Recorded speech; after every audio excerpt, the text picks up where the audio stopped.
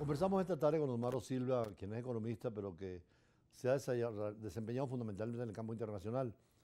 Por eso la primera pregunta, él que ha sido hijo de embajador, es una pregunta interesante, cómo la educación se va acumulando en varios países, porque nos ha pasado a todos, cuando uno lo traslada de un país a otro como diplomático, son los hijos los que van teniendo esa multiculturalidad. ¿Cómo pasó en tu caso? Bueno, yo lo puedo recibir una sola. Difícil mantener los amigos, porque si te cambian de un país para otro 1 o 2 años, las amistades de infancia no existen, porque se pierden. ¿Dónde estudiaste tú en esos casos? Yo nací en Washington, donde tuvimos 4 años, pasamos a Ginebra, donde mi papá fue cónsul, y mi primer colegio fue en francés. Entonces, en Ginebra yo fui 3 años al colegio, empecé a ir al colegio. Y siempre que entro a una clase de francés, el profesor me dice, ¿usted habla francés? No, yo no hablo francés, pero usted tiene acento francés, que es el acento de mi cargadora y de mi primer colegio. ¿Y Sí. ya adolescente dónde estuviste? No, nosotros, los 4 hermanos, la primaria tuvimos fuera, la secundaria nos quedamos aquí y ahí hicimos secundaria y universidad. La vida diplomática no te atrajo como tu padre para seguir los pasos. Si me gusta, Sí. hay que gustarle. Los hijos, ninguno salió diplomático. Mi papá era un diplomático a carta cabal, de una sola pieza. Mi hermana algo, pero los varones no. Te fuiste más por la parte del tío. Más por la parte del tío, que era mi padrino, además, Carlos Rafael Silva, que era un experto en materia financiera y además fue un hombre muy destacado manejando el Banco Central. Él lo jubilaron con 40 años de servicio en el Banco Central. Sí. ¿Cómo ha sido en esa situación la observación de estos días en las finanzas internacionales? ¿Cómo ves el campo? Las finanzas internacionales, el campo ha cambiado muchísimo. Yo fui becado por el ministro de Hacienda el año 77 para estudiar el sistema fiscal español y europeo por la Escuela Nacional de Hacienda, que era el brazo educativo del Ministerio de Hacienda. Y de allá aquí ha cambiado mucho. Yo tengo un título que es Los capitales en el espacio y en el tiempo. Y los capitales en el espacio y en el tiempo se van moviendo de acuerdo a su conveniencia. España ha tenido ahorita, dicen un problema de capitales, pero un problema profundísimo, que es la salida de la tercera fortuna y la tercera constructora de España, Ferrovial, a lo cual el presidente de la República se jugó las cartas y salió mal, porque dicen que la cachetada más fuerte que ha recibido políticamente Pedro Sánchez en su vida política es la salida de Ferrovial. La única declaración que dio el presidente de Ferrovial fue: he llamado 44 veces al presidente de la República y no me atiende el teléfono. Y un periodista anotó, por eso es que se va.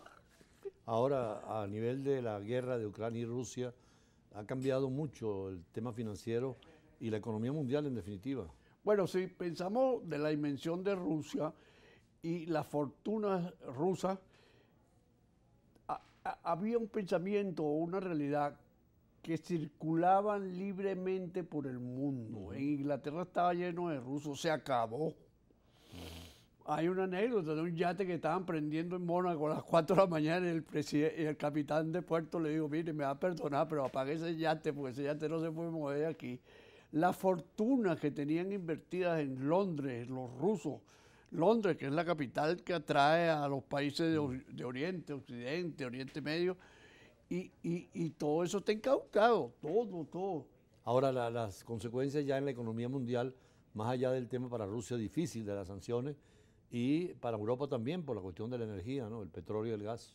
Sí, claro, pero fundamentalmente eso crea un panorama muy difícil. Por ejemplo, la hija del canciller ruso tenía varios años estudiando y viviendo pacíficamente en Londres, pero en un pequeño apartamento de 5 millones de libras. Se lo incautaron inmediatamente y como un gran favor le permitieron seguir terminando sus estudios. O sea, para Rusia, y ahí crea una confrontación y por supuesto crea un movimiento de capitales, trabajo para todos los que quieran recuperar eso. Ahora, en una situación como esta, en que la economía mundial ha sufrido después de la pandemia tantos embates, es lógico que se negocie de alguna manera la paz. Por supuesto, esa es la salida. Yo siento que Putin, yo no soy experto en esa materia, pero me da la impresión de que Putin anhela la paz, correcto, porque financieramente a Putin le ha costado esa guerra muchísimo dinero, correcto. Ahora, Mucho. en la parte de América Latina, ¿cómo entra en este juego mundial nuestro continente como tercer mundo? Bueno, nuestro continente Es un continente joven, pues, por decirlo así. Aprendí en los estudios que la diferencia entre nosotros y el viejo continente es que nunca hemos tenido una guerra religiosa. América está libre de guerras religiosas, ¿correcto? Ajá. Un poquito en México, los cristeros en la Bueno, revolución. sí, pero no guerra religiosa como Sí. en la historia de la humanidad, pues. Pero acaba de dar unas declaraciones Correa que, bueno, no sé exactamente, no quiero jugar personajes, pero acaba de decir que el futuro de América es la integración. Y Eso es cierto. eso es la verdad más grande del mundo. Es más, yo anhelo que Petro pueda convencer a Maduro de que nos integremos totalmente al mercado andino. El mercado andino es una maravilla. Además, homogeneiza los conceptos, los parámetros.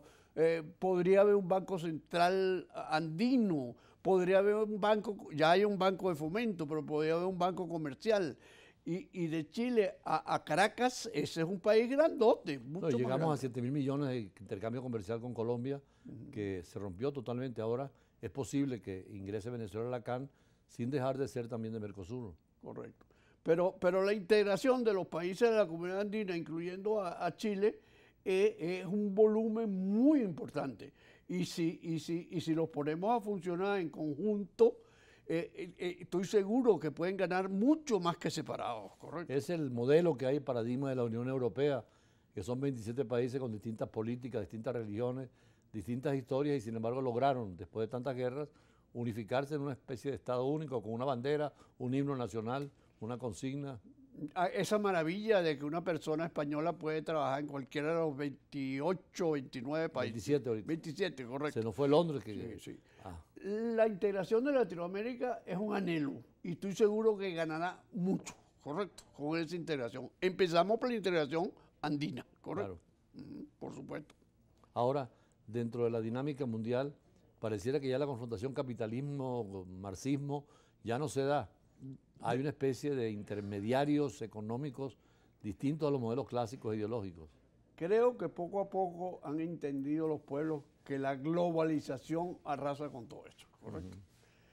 Hay que ver esa maravilla de globalización de la Comunidad Europea, que usted circula, pasa por la aduana como Pedro por su casa, esa integración de 28 países, eso es un activo inmenso. Y además en la vida práctica, una sola moneda, bueno, toda esa identidad que ellos han logrado ahorita, que lo vemos funcionando todos juntos, eso es una maravilla, pues. ¿Correcto? Ahora, en tu experiencia ya de trabajo profesional, ¿cómo ha sido ese mundo europeo?